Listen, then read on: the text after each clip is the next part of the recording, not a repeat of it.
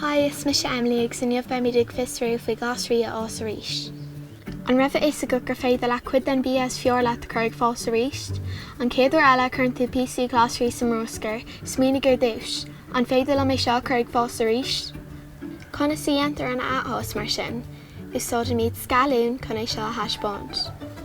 Tá sé seán plí is féidir le duine bé seo a dhéanamh, seán méid a tháinig teastálas.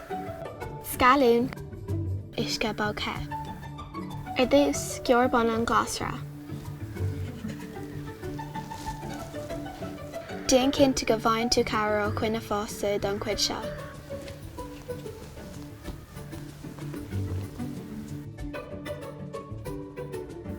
Cuir isteach an glúine é le píosa beag isce bógthe.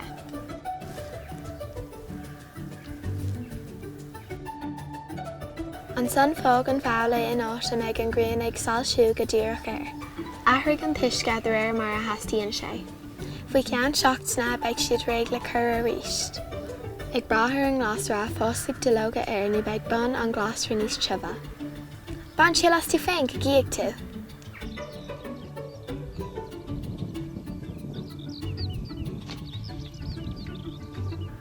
Cumóid súlar de cuid flandaí agus cinnte go bhfuil siad sna cnéalacha cearta chun go mbeidh siad in ann fós.